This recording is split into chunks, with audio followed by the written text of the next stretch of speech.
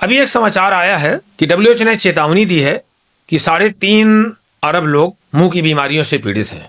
भारत सहित 45% आबादी मसूड़, दांत, मुंह के कैंसर और भी कुछ इस तरह की मुंह की बीमारियों से पीड़ित है और ये संख्या बढ़ती जा रही है। मुख स्वास्थ्य, माउथ हाइजीन, भारत के चिकित्सा विज्ञान आयुर्वेद में प्राचीन काल से चिंतन हुआ है। हमारे प्राचीन आचार्यों ने छोटी छोटी बातों पर ध्यान दिया है, क्योंकि स्वस्थ व्यक्ति के स्वास्थ्य की रक्षा करना आयुर्वेद का प्रथम उद्देश्य है।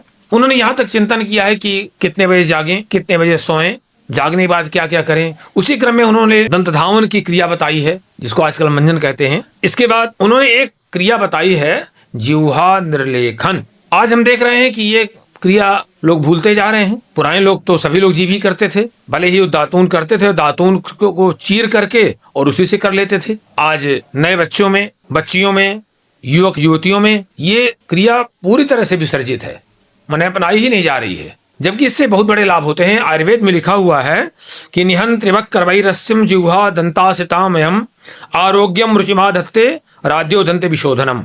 जीभी करने से निहन त्रिवक्करवैरस्यम, मुंह की विरसता समाप्त होती है। लोग कहते हैं कि मुंह में साबुन जैसा भरा हुआ है, कुछ लोग कह देते हैं कि मुंह में स्वाद नहीं मिलता है, तो या पता नहीं कैसा स्वाद बना रहता है मुंह का, ये मिटता है। दूसरा, जिह्वा दंतासितामयम, जीभ और दांत में होने वाले सभी रोगों की निवृत्ति होती है, उनसे बचाव होता है। शास्त्र में आरोग्यम लिखा हुआ है कि आरोग्यम आधत्ते रुचिम आधत्ते, माने आरोग्य का आवेश होता है, आरोग्य का धारण होता है, आरोग्य का आगमन होता है और भोजन में रुचि बढ़ती है। जहां पर रुचि शब्द लग जाता है तो वहां पर उत्साह है, प्रसन्नता, उल्लास, ये अपने आप आ जाते हैं। अवसाद की समाप्ति, आरोग्यम रुचिम आधत्ते लिखा है उन्होंने।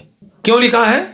जब हम सोते हैं तो आंतों की जो गंदगी है वो जीभ में आ जाती है। सांस में दुर्गंध पैदा करने वाले बैक्टीरिया जीभ की परत में आ जाते हैं, उसको साफ करना आवश्यक ही है। नहीं करेंगे तो मुंह की बीमारियां बढ़ेंगी और आंतों की भी बीमारियां बढ़ेंगी। दूसरा, जब आप जीभी करते हैं तो उससे क्या होता है, जीभ की परत में जो वाष्पशील सल्फर का यौगिक है ना, उसकी परत चढ़ जाती है, उसमें उल्लेखनीय कमी आती है। तीसरा, जो रसांकुर है जीभ में, जब हम स्क्रैपिंग करते हैं, जीभी करते हैं, वो उत्तेजित होते हैं। हम लोग चमड़ी को खुरदरी तौलिए से रगड़ते हैं नहाने के बाद, ताकि रोम छिद्र खुल जाए, त्वचा सक्रिय हो जाए।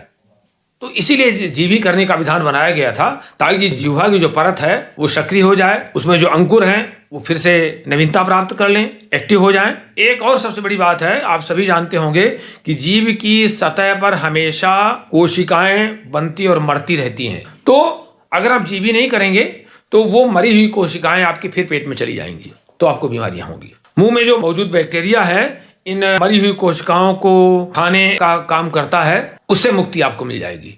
तो अगर आप जीभी करना शुरू कर देंगे तो ये समझ लीजिए कि बहुत बड़ी समस्या से आप मुक्त हो जाएंगे, एक बहुत बड़ा बीमा ले लेंगे स्वास्थ्य का। तमाम तरह की समस्याओं से आप स्वतः मुक्ति पा जाएंगे।